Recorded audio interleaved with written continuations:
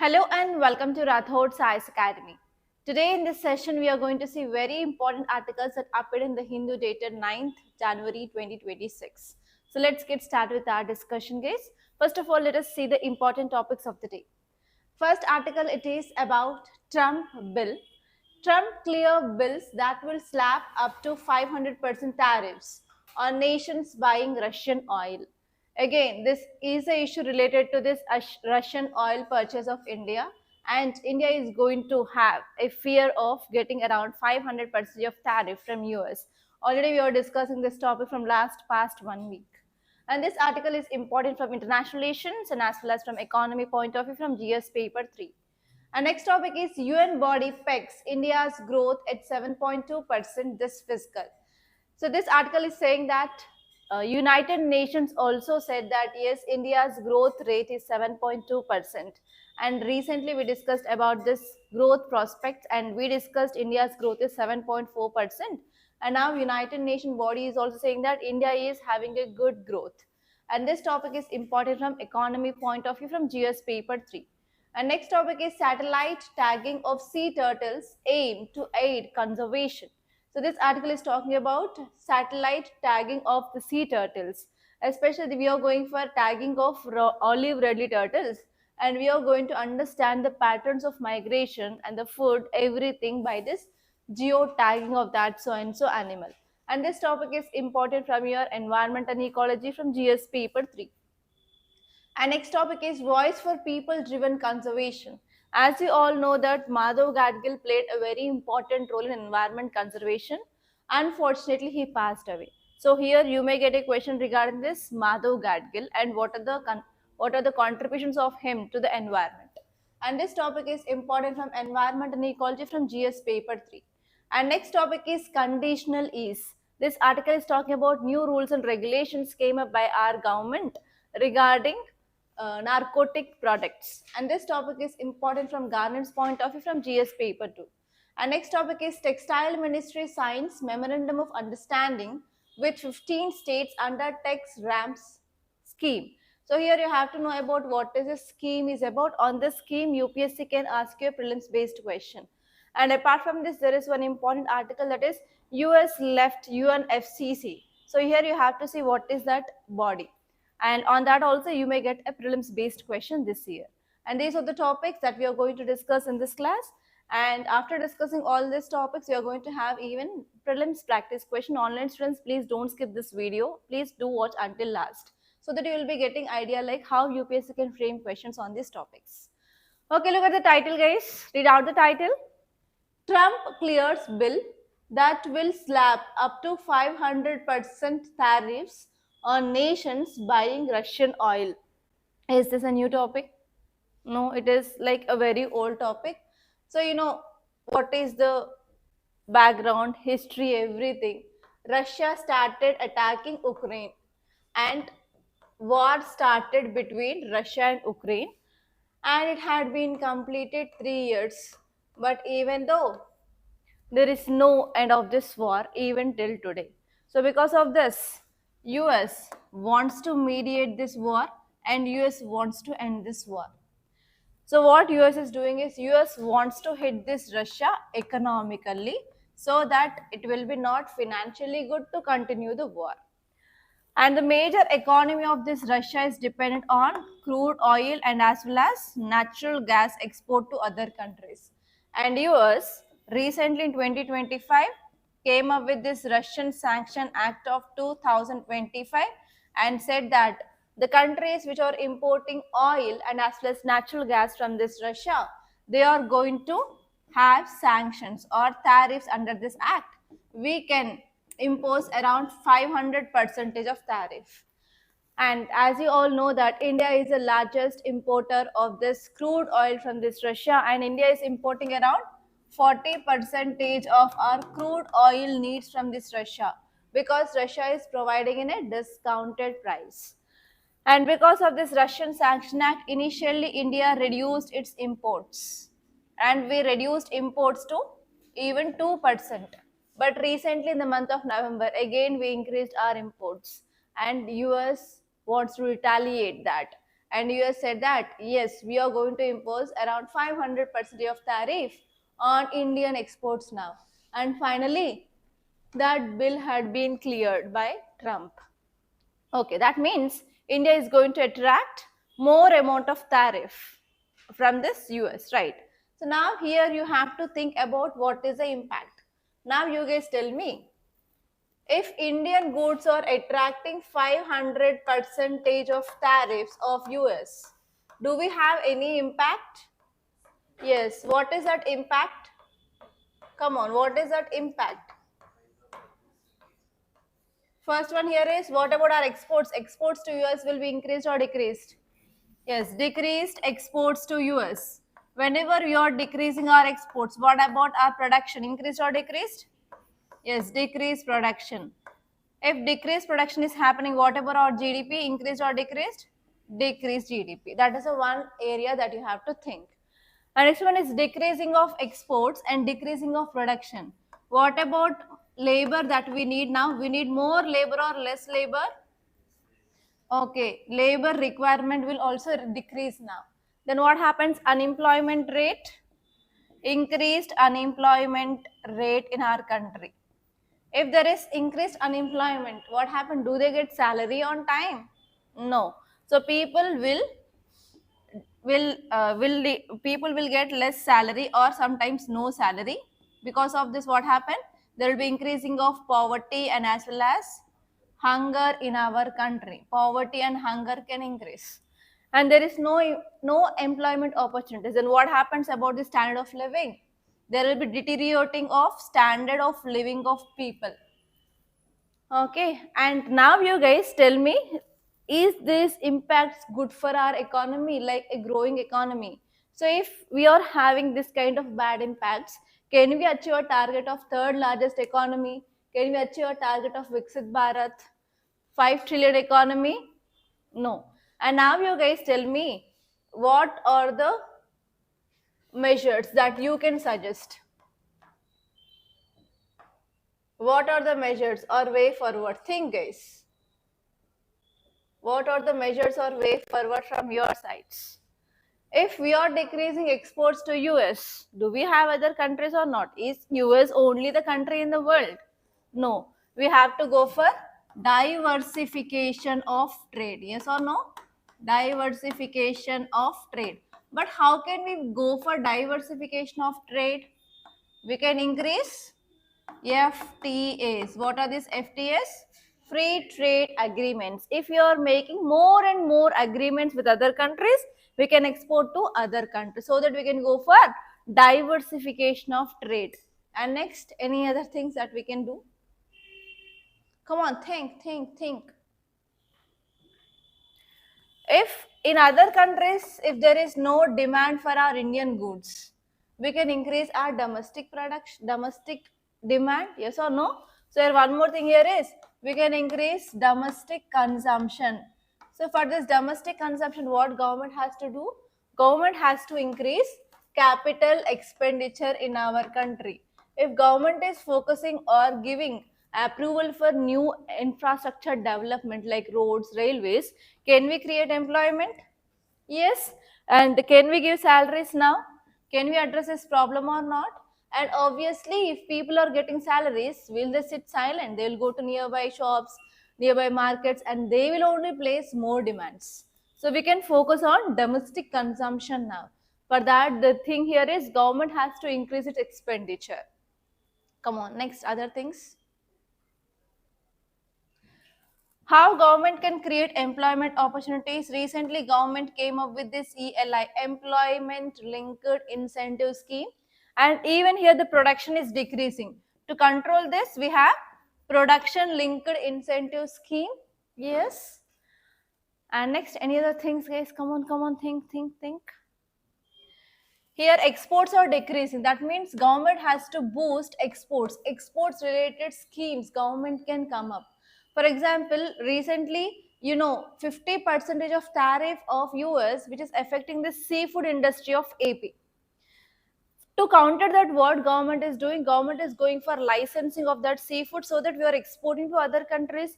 In the same way, we have to go for giving of certain incentives for increasing of exports from our country.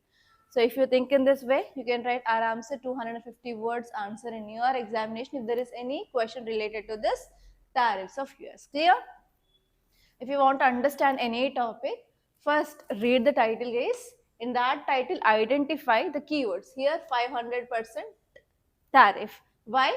Russian oil. You will get at least 2 or 3 keywords in the title itself, and try to link one keyword with another keyword and try to connect with your subject. And without knowing history, why it is in news, you can't understand what is the present thing. Try to know the background, why it is in news. Okay, and if you solve in this way, just from this title itself, we can derive all those things from our UPSC point of view. It is a way. It is not like you have to read each and every word in this article and you have to make note. That will not at all help you. In UPSC, the question will be in this way. What will be the impact? What will be the measures? What are the reasons behind this? What is the significance? Which sectors are going to be affected? Suggest some measures. Like that, they will be giving you the questions. If you see the PYQs, then you can get how UPSC can ask questions in your mains, and based on that, you have to read your articles. Clear? This is your first article, guys. This is not at all a new topic. Already we discussed that. Yes, US is going to increase tariffs on India, and finally that had been passed. Yeah, say this next article, guys. This article also we discussed in yesterday's class.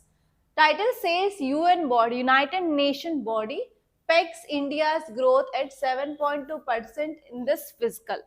This article is saying that United Nations body, please make a note of that body. The name of that body is United Nations World Economic Situation and Prospects, WESP. United Nations, WESP. United Nations WESP, that is nothing but World Economic Situation and Prospects report, said that India's GDP rate is growth is at 7.2% for this current fiscal year 2025 to 2026. And recently, our government of India, National Statistic Office, also came up with the projection and said that it is 7.4. It is almost same. There is nothing more deviation between whatever the estimates made by India and as well as United Nations. And yesterday's class we discussed about what are the reasons. Yes, the same thing given here. What are the reasons for this growth now? First one is there is strong domestic consumption, domestic demand. Indians are using more and more goods which are made in India. That led to increased GDP now. That is the first one. And next one here is income tax cuts and even GST reforms. Already we discussed that. And we have a very low interest rate in the banks. Whenever there is low interest rate, what happens? If you are going to a bank and if you want to get a loan, okay, so will bank give loan that much easily? You have to keep some assets, documents, and based on that they'll give you loans. For example, you may keep gold or you may keep any documents of your house or land, whatever it may be, and you can get the loans. So if you're getting loan, that is nothing but amount from this bank, means you have to pay what? Interest rate. For example, 2%, 3%, 4%, 5% annually, like that they will charge interest rate. So let us take the two conditions. One condition is very high interest rate and second condition is low interest rate. For example, you have to pay 5% per annum. For example, 2% per annum. Okay, I am taking here two situations. In one situation there is a very high interest rate, one situation there is very low interest rate. For example, if I want money and I want to get a loan from the bank. So if interest rate is high, will I go to bank and bring that money? No. If I have to get the loan, if the interest rate is less, then only the people will show interest to go to banks and to get the loans, right? So here in our country, the present scenario here is very low interest rate. So because of this low interest rate, what is happening? More and more people are going to banks and getting loans. Getting loans is nothing but there will be increasing of money supply in the market. If people are having money in their market, obviously they will do demands for the goods and services. Obviously that will lead to increased GDP. That is the thing which is going on in India. First one is there are changes in this income tax slabs. Next one is GST reforms. You know, earlier we have 5%, 12%, 18%, 28%, and we reduced now it to only 2. We have 5%, 18%. So because of this, what happened?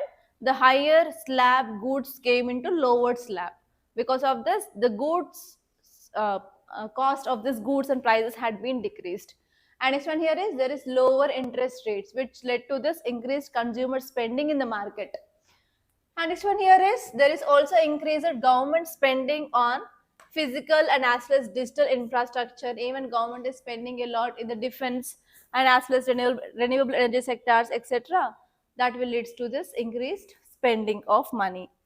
And next one here is even we improved our global supply chains and we are having good agreements with different countries, and even India is showing soft power in different countries.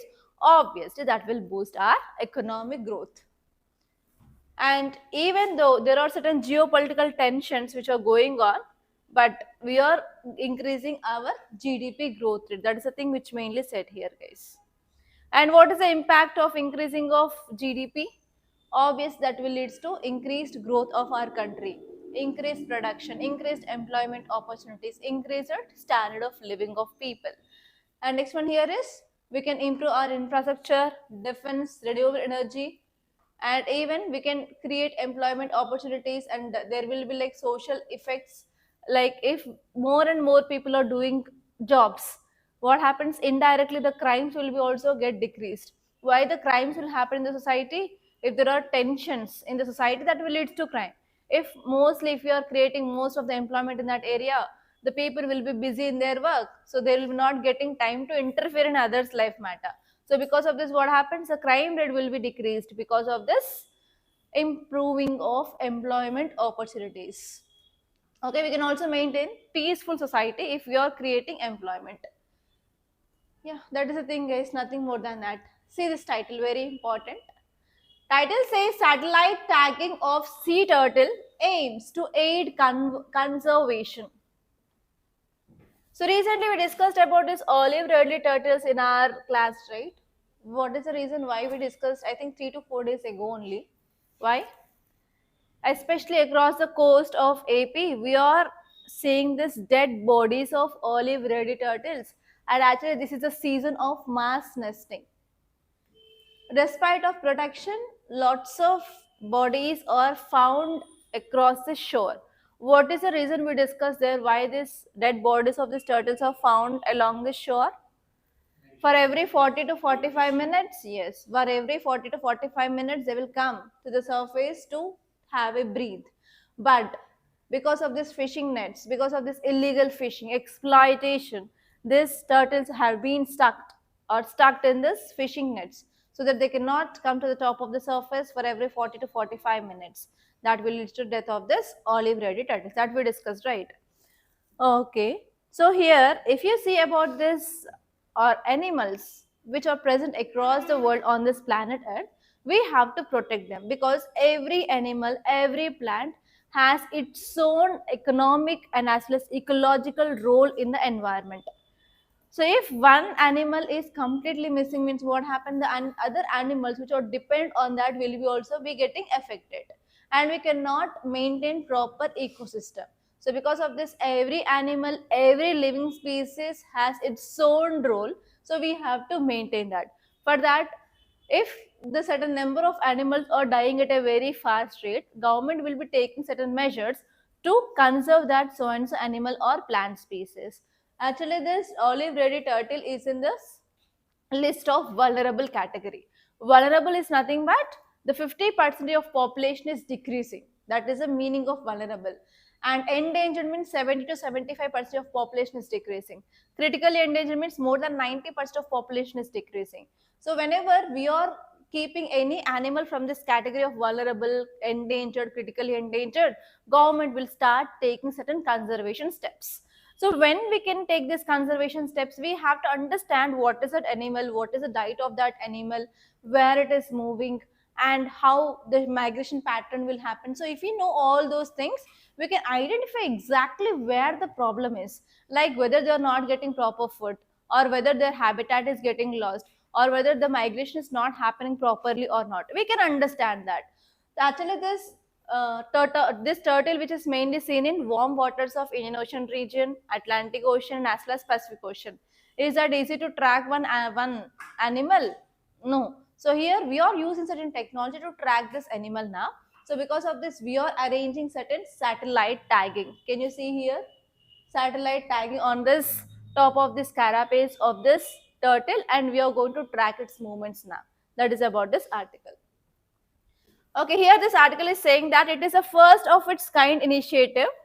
Now, two olive Ridley sea turtles which came ashore to nest to Chennai city beach, they were satellite tagged. We arranged the tags on that and we released them back into the sea. Actually, it is a part of radio telemetry study. Please make a note. Radio telemetry study.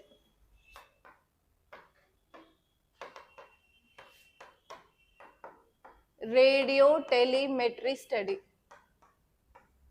How can you use this article? As you all know that climate change is happening, biodiversity loss is happening to a large extent. And recently we discussed about emperor penguins. Their number is decreasing, around 60,000 penguins they died, right? That means whenever you're getting this kind of questions related to this government measures, what government is taking certain measures to conserve the animals.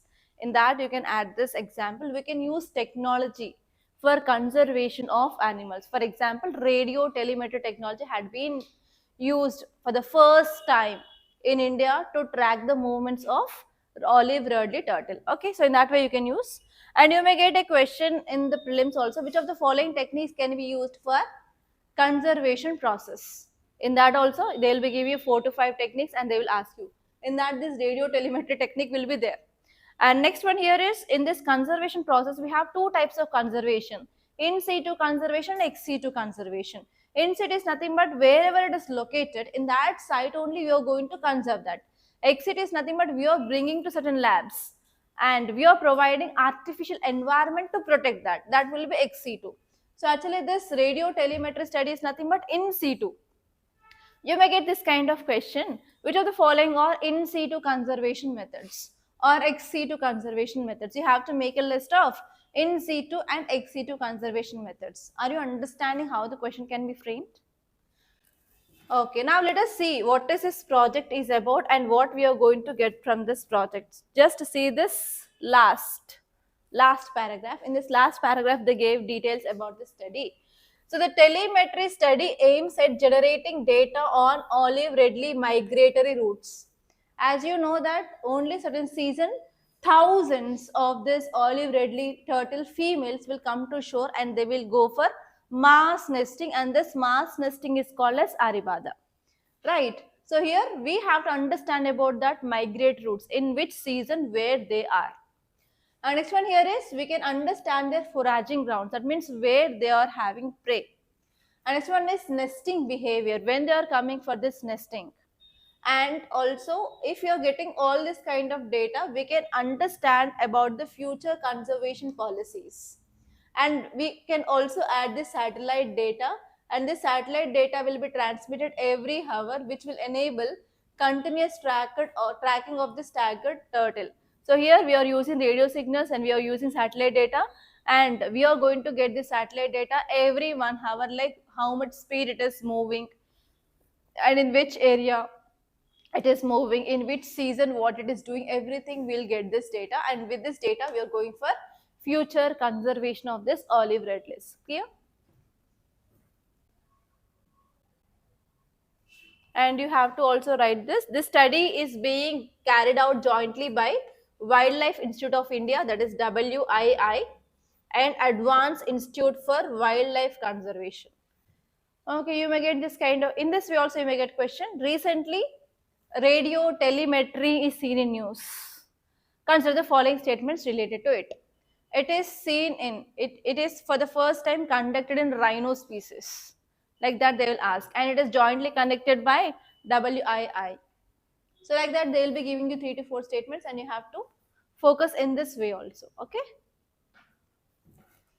Now let us see the next article. Look at the title, guys. Voice for people driven conservation. Actually, this guy is Madhav Gadgil. And when you study your environment and ecology subject, you will come across this person. And he's very famous for conservation of Western Ghats.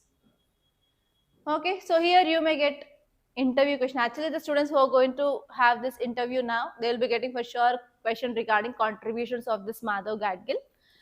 And remember guys, whenever you're going for an interview, for sure there will be one question regarding one famous personality. They will be testing you whether you know about that famous personality or not. If this kind of deaths happens before your interview, then you have to go and search in detail about that person. Okay, and prelims also you may get a question regarding this Madhav Gadgil committee. Okay, so let us see this. If you say about this key contributions of this Madhav Gadgil, he was the founder of Center for Ecological Sciences, CES, and he established a Center for Ecological Sciences and at Indian Institute of Science, that is in IISc Bangalore. He established Center for Ecological Sciences, and actually this institute is focusing on ecological research, conservation biology, and even they are focusing on interdisciplinary studies of environment. And he also focused on community based conservation. As we are continuously discussing, like if we want to make any project success, people has to participate. If people are not participating, will that scheme or will that program be success? No. Who proposed that? Madhav Gadgil was a pioneer in community based conservation. And next one here is he also established first India's biosphere reserve.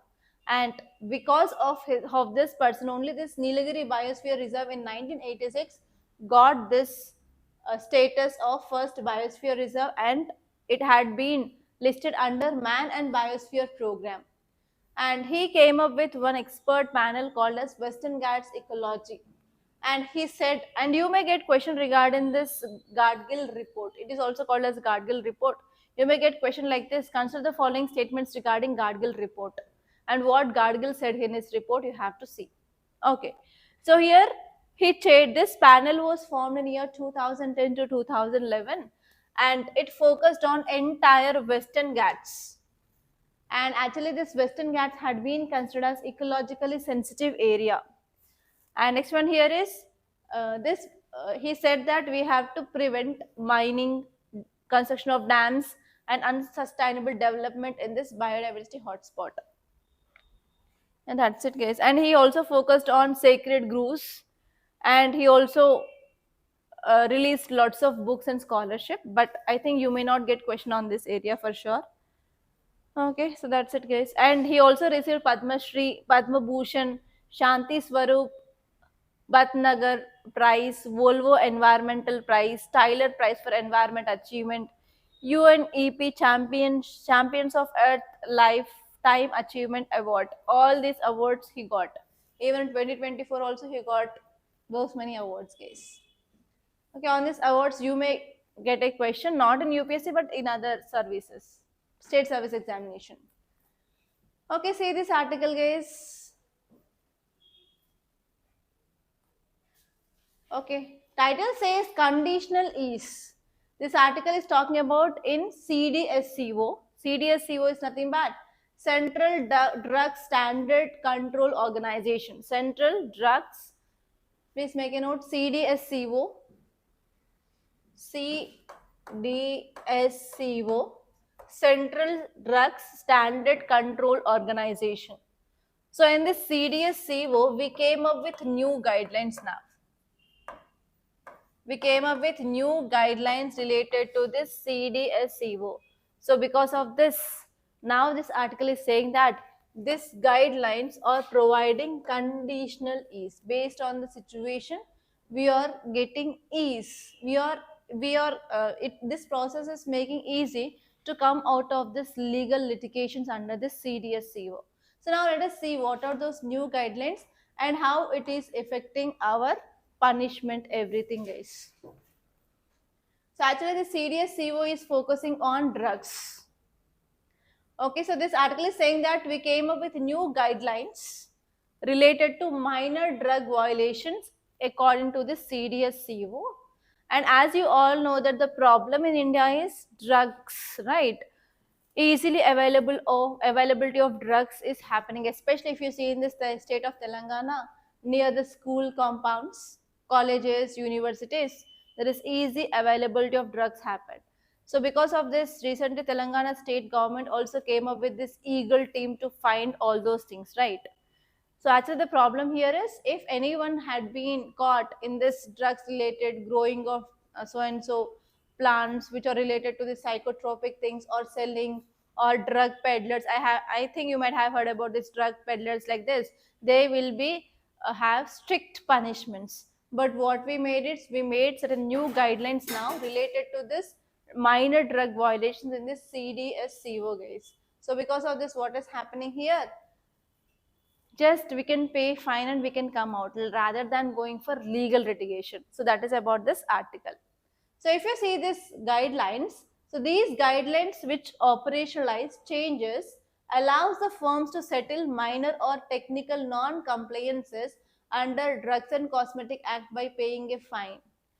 Rather, earlier we used to have criminal prosecution related to this kind of minor drug related things also. But now we made certain changes. If we have minor drug related things, there is no need of any legal things. We can just pay fine and we can come out of this. So these are the guidelines that we came up. And actually, we came up with decriminalizing of certain offenses. Certain offenses. Why? To promote ease of living and ease of doing business. For example, if we are manufacturing, and even we discuss certain topics in our earlier classes, recently the cough syrup led to the deaths in Rajasthan and as well as Maharashtra, especially many children, they lost their life. And not only in India, even if we are exporting that to African countries, in African countries also, many children lost. If we are not maintaining proper quality of the drugs, and if we are using spurious drugs or adulteration of drugs, it will be also punished under this Drugs and Cosmetic Act of 1940 guys. So now this one more guideline which is saying that we are decriminalizing certain offenses. Why? To promote ease of living and as well as ease of doing business, especially regarding this manufacturing of medicines. Certain things had been decriminalized now. So what are those? Manufacturing drugs for the sale in the breach of act had been excluded now, and even stocking non-spurious and non-adulterated drugs also had been now decriminalized now. Because of this recent incident happened in India, around 200 children had been died, and after that the manufacturing companies located in which state? In Tamil Nadu had been closed down, right? So here we are going for decriminalizing of certain things. So that is about this article. And why we are going for these guidelines here? Here the thing here is we need to avoid unnecessary criminalization of minor errors. Very, very minor errors we have to decriminalize.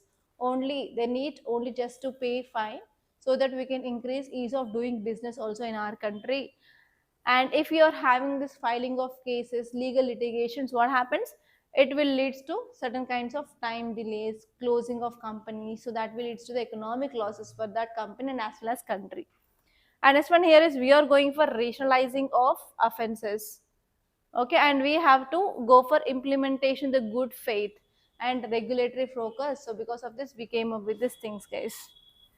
And because of this, we are having certain positive impacts. Positive impacts is we can reduce criminal proceedings, faster resolution of the cases.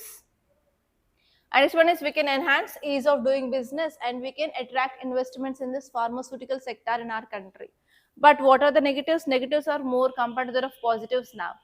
The negatives are here, they just do the wrong things and they just now they will pay the fine and they will come out. So because of this, what happens? There will be increasing of this kind of adulterated drugs or medicines will be seen in the market. That is the first important negative impact. And next one is there is lack of public disclosure of compounding orders. So what happens if this kind of issuance of wrong drugs, or if the company is producing adulterated product or less quality product, will we maintain the public trust? The public trust will be eroded. That is the next problem. And next one here is there is a broad definition, the very low fines which are there. For example, if a company is manufacturing 1,000, for example, 1,000 cough syrup bottles, in that the quality is not there, and if it is adulterated, if it is lost life of around 100 children that we take as an example, if they have to pay fine of 1 lakh rupees, 2 lakh rupees by that company, is that equal to the worth of losing of 200 or 100 lives of the children? No. Again, that is one more problem here is where there is very, very low fines, and there is a broader definition now related to this health risk. And next one is there is no provision for input from consumer groups or whistleblowers before granting immunity. And even before coming up with these guidelines, government didn't went for the public disclosures of these guidelines. Again, this is one cause of concern now. And in long term, we are going to have lots of effects related to this kind of approvals or easing of guidelines under this CDSCO. Okay, so here this article is related to this easy availability of psychotropic drugs, and next one here is pharmaceutical companies are not producing quality drugs. And you can take example of deaths of children in Rajasthan and Madhya Pradesh recently, last 2 months back. Okay, that these two are the things that are related to this article. And now let us see the next article, very important article of the day. Title says ISRO and the next big challenge. As you know, 2025 successfully completed with highest success rate for this ISRO. But now we are in this 2026, and in future we are going to launch very big missions. We are going to have the large and highest ambitions in future. What are the ambitions of ISRO in the future? First one is Chandrayaan. Yes, Chandrayaan mission, Mangalyaan mission, and we have Bharatiya Antariksh Station. Yes, so like that, and even we have Gaganyaan program, human space flight program. So like that, we are going to have future ambitious programs of this ISRO. So in future, this article is saying that we are going to have lots of problems. So what are the problems here? If you see this context of this article itself is saying that ISRO's past accomplishment raised the bar for future missions, and as it prepares in parallel for more complex program. The next phase depends less on individual feats but more on sustained institutional performance, clearer legal structures, and capacity to execute ambition missions. In 2025 till 2025 we did very good, and we became one of the good competitor for the developed countries related to the space arena. And in future we are going to have very complex programs. We have human space flight missions, and even we are going to plan Chandrayaan missions, and we are going to plan this Antariksh station, that is Bharatiya Antariksh station. So all those are the complex programs.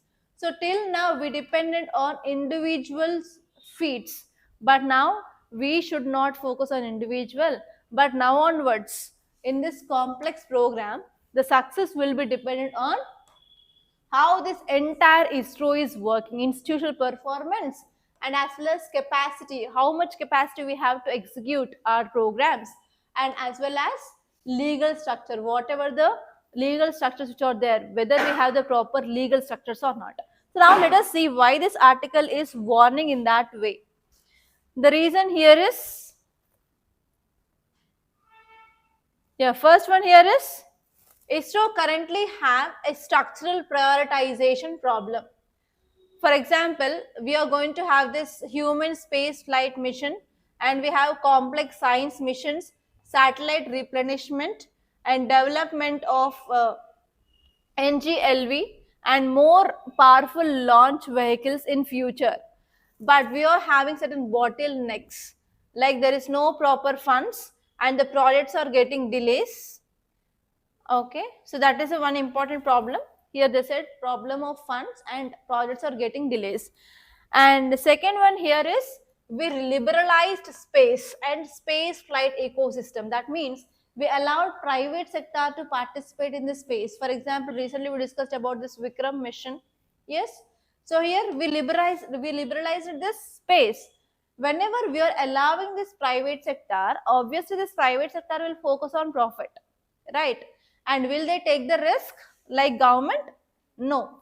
So here this article is saying that there is no proper law related to this private sector entry and regulations of this private sector in this space. That is the second problem which is mainly said here. Okay, and third one here is ISRO's competitiveness is increasing.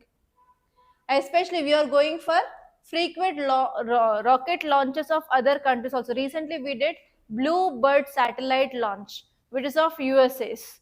That means India started commercial launch of other countries' satellites. So because of this, India is like a good competitor for other countries. But the problem here is there is no proper launch vehicles, and even satellite manufacturing is also not happened at the complete level. And even India is focusing on high payload capability and as well as reusability. Okay, so here this article is saying that we have to build such kind of ecosystem, and we need to have upgradation of our infrastructure and as well as advanced manufacturing capacities, and we need to have high qualification capacities. So if we are overcoming these problems, then only India can be success in this next complex missions. All these things are said here. Only these 3 points that you have to remember. Okay, now let us see the next article, guys. Title says Textiles Ministry signs MOU with 15 states under Tex-RAMPS scheme. So you have to know about what is this scheme is about. So please make note of the full form. Tex means textiles. Tex-RAMPS scheme. You may get directly full form of that scheme if you are writing other competitive examinations. Okay, Tex-RAMPS scheme is nothing but textiles focused research, assessment, monitoring, planning and startup scheme. Textiles focused research, assessment, monitoring, planning and startup scheme. So why you have to know the full form is sometimes if you don't know anything about that scheme, if you can't recall the points related to that scheme in the examination, if you know the full form, at least we will get certain idea. I'll show you how you will get idea. Okay.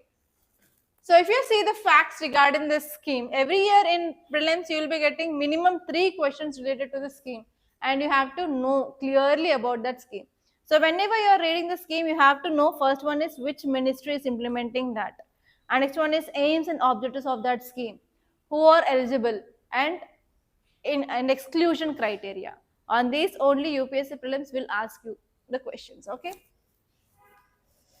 And if you say about this Tex-RAMPS scheme, it is a central sector scheme, and this is focusing on research, assessment, monitoring, planning and startup support for this textiles. And which ministry is implementing this? Ministry of Textiles.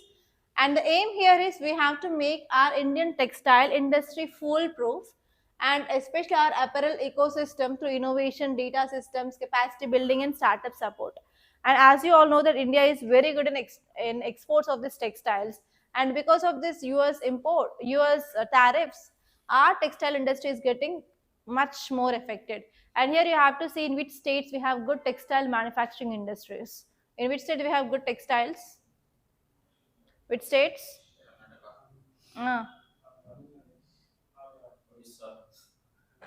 It is Gujarat and Maharashtra. See the state-wise contribution. Okay. So if you see the key components of this scheme, they are focusing on research and innovation. They are focusing on data analytics and diagnostics, and they are focusing on integrated textile statistics system so that we can understand the real-time analytics, like which area is working good. In this textiles also we have different, like pure cotton, khadi, silk, wool, jute, like that. So you have to see like which goods are selling more and which goods are having more demand in the market. Next one is capacity development. We have to focus on state level planning, best practices, workshop, creation of strong knowledge ecosystem. And next one here is startup and innovation support. So if you are coming this kind of schemes, obviously it will boost our global competitiveness. It will boost our research and development in our country and also policy making in our country, guys. Okay, see this next article. Trump withdraws US from UNFCCC, a key climate treaty. First of all, you have to know what is the full form of UNFCCC. United Nations Framework Convention on Climate Change. Please make a note. UNFCCC, United Nations Framework Convention, United Nations Framework Conventions on Climate Change. On climate change, this year for sure you'll get question regarding this UNFCCC because US came out of it. Okay. Now let us see some facts regarding this UNFCCC. It is United Nations process for negotiating agreement to limit dangerous climate change. Why we came up with this UNFCCC is to limit this climate change, and what are the dangers that we had because of this climate change, we have to control that. And actually it is an international treaty among the countries, and all these countries, they will sit together and they will talk about the problems of climate change, and they want to decrease this climate change, and they want to limit increase of greenhouse gas in atmosphere. And this had been signed in year 1992. Please make a note, 1992, in Earth Summit, that is called as Rio Earth Summit. In Rio Earth Summit 1992 it was signed, but this treaty came into force from 1994 onwards. Headquarters located in Bonn, Germany. And as of now, as of 2022, there are around 198 parties. And it will only conduct this COP, and we are going to have COP. Recently we had this COP 30, right? And every year we are going to have this conference of parties under this treaty. Okay, now let us see the questions. Look at the questions and you have to answer this. I won't answer anything today. Consider the following statements. Can you see the questions? Okay. First one, the ultimate objective of UNFCCC is to stabilize greenhouse gas concentrations to prevent dangerous anthropogenic interference with the climate system. That is the first statement. Second one is the UNFCCC sets legally binding emission reduction targets for all parties. It incorporates the principle of common but differential responsibilities. Which of the given above statements is or are correct? Come on.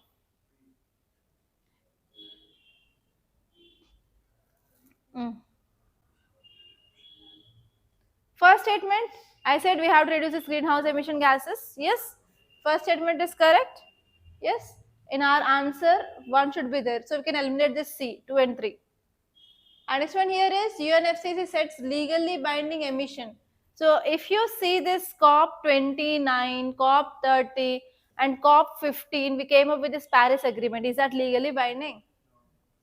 So if you are getting that kind of examples of what we did in this COPs, every year we said we are going to have this conference of parties. Every year India will be like unsatisfied only. India will not get satisfied. So here, as you all know that if whatever the things which are happening in that conference of parties, if it is binding, they should have been done with climate change earlier only. But even today we are struggling means they are not binding. Are you understand? If binding means nothing but they have to do that compulsory. If they are not doing, they will be getting punishments. Are you understanding the difference? So here, in that way, try to utilize your earlier knowledge, or whatever the knowledge you have, try to use them, try to squeeze them. Okay, so this is wrong. If you remove this option 2, we have left with A1 and B1 and 3 only. Actually, this COP only came up with this conference, this CBDR, common but differential responsibilities. What is common but differential responsibilities? So targets are same, but the responsibilities of countries is different. Why? Because already developed countries, they released as much as possible pollution. They only created this climate change because of industrial revolution. So in world history, you'll be reading about this industrial revolution, right? So which country came up with this industrial revolution first? Britishers, right? After that only, even today in this some African countries, do we have proper industrial revolution? No. So here, who created this climate change? Who did this all? Developed countries. Now this CBDR says that developed countries already did lot of damage to the climate. They have to give funds and they have to transfer technology for this developing countries. That is called as CBDR. CBDR emerged in this only. So this third is right. So in that way, try to use your history knowledge also in this environment. So there is, you cannot read anything subject. I will read only environment only. I will read only geography. It won't works in UPSC. So whatever the knowledge that you have, you are reading in a whatever the subject may be, you have to interlink that. Then only you can come across the right option. So if you read isolatedly this polity, I will not go into that. History means it won't happen. History and polity is interlinked, and geography, environment, and disaster management is interlinked, and even world history and now environment, there is interlinking. Industrial revolution led to climate change. Are you understanding? So you cannot read that I will read only this subject, I will alone think in this way only, it won't happen. You have to interlink the things, then only you can do this kind of statements. And nowadays, earlier UPS is different, and from 2022 onwards UPS is different. So they are giving interlinking questions, analysis based questions they are giving more now. So if you want to analyze that statements, you should not be a narrow-minded, you should be a broad-minded. Okay. So answer here is B, 1 and 3 only. Say this next question. Consider the following statements about Tex-RAMPS scheme. It is a central sector scheme. It focuses on promoting advanced research in smart textiles and sustainability. It provides the establishment of integrated textile statistical system for real-time monitoring. Which statements are correct? Yes, 1, 2, 3. It is central sector scheme. It is focusing on research, and it is also saying that we are going to have real-time monitoring. Okay. And say this next question. Madhav Gadgil committee is formally known as High-Level Working Group on Western Ghats. Western Ghats Ecology Expert Panel. C, National Biodiversity Authority Panel. D, Central Empower Committee on Forest. What is the right answer? B or C. B is the right answer, not C. Okay, so these are the important topics that appeared in our today's in the newspaper, guys. By this I'm concluding. If you really like this class, please do hit the like button, and please do share this class to your friends, and do subscribe to Rathods IAS Academy. Don't forget. And one more thing here is, if you want to give the rating regarding our academy, and if you have any experience with Rathods IAS Academy, please do give your review. So please don't hesitate to give the review, because your review is very, very valuable. To give the review, already we gave the link in the description box. So please do click on that and give the star rating, and as well as your valuable review, so that it will be helpful for our growth, guys. Thank you so much.